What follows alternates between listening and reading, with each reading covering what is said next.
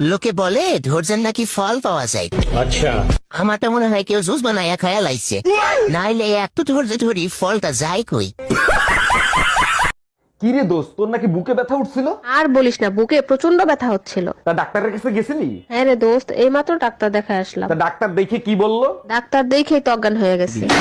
অনেক বয়স হয়ে গেছে, কিছুতেই বিয়ে হচ্ছে না। এই উপায়টা একবার করো, বিয়ে হামেশাই হবে। আমি লিখে দিচ্ছি। এই যে কলা গাছের মূল আগা দেখতে পাচ্ছ, এই আগার মধ্যে নিয়ে নাও এক টুকরো কাঁচা হলুদ, একটা লেবু নিয়ে ভালো করে লাল কাঠ দিয়ে পেঁচিয়ে ভালো করে মুড়িয়ে বেঁধে দাও। বেঁধে দেওয়ার পরে অমাবস্যা রাতে কেউ যেন না দেখে মাটির নিচে গর্ত করে গেঁথে দাও। হামেশাই 3 মাসের মধ্যে বিয়ে হবে, আমি গ্যারান্টি দিয়ে বলছি। মিলিয়ে নিও কথা। ভাবি, শুনলাম বিয়ের আগে আপনি নাকি কারো কোনো কথা শুনতেন না, এর জন্য আপনি আপনার মায়ের হাতের মাইরও খাইছেন। অরুণ ভাই, শুধু মায়ের খাই নাই, 3 বেলা ভাতের সাথে ঝাটার বাড়ি ফ্রি ছিল। বিয়ের পরে এত ভদ্র হইলেন কি করে? আজ পর্যন্ত শাশুড়ির সাথে তর্ক পর্যন্ত করতে দেখলাম না। ভদ্র কি আর সাধে হইছি? বিয়ের পর যখন জানতে পারছি সব সম্পত্তি শাশুড়ির নামে।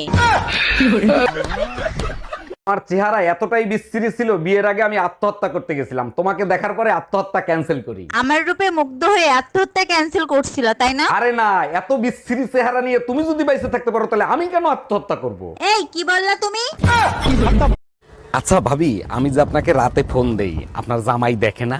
জামাই দেখলে ফোন চার্জে দিয়ে রাখে। বুঝলাম না, আমি ফোন দিলে ফোন চার্জে দেয় মানে কি? আমি আপনার নাম ব্যাটারি লো দিয়ে সেভ ও করছি। আচ্ছা।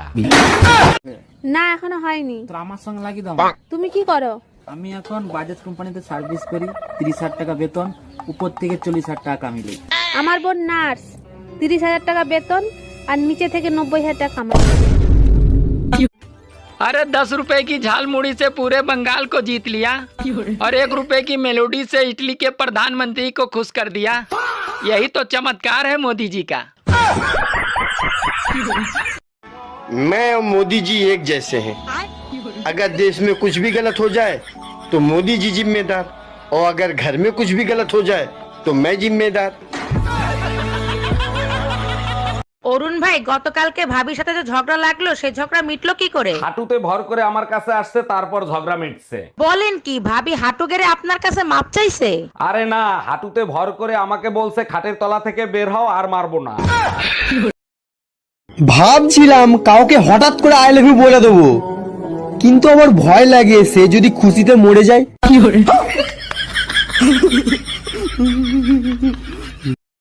না, এখনো হয়নি। তো আমার সঙ্গে লাগিয়ে দাও। তুমি কি করো?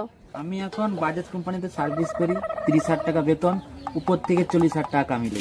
আমার বোন নার্স, 30,000 টাকা বেতন আর নিচে থেকে 90,000 টাকা কামাই। কি রে দোস্ত, তোর নাকি বুকে ব্যথা উঠছিল?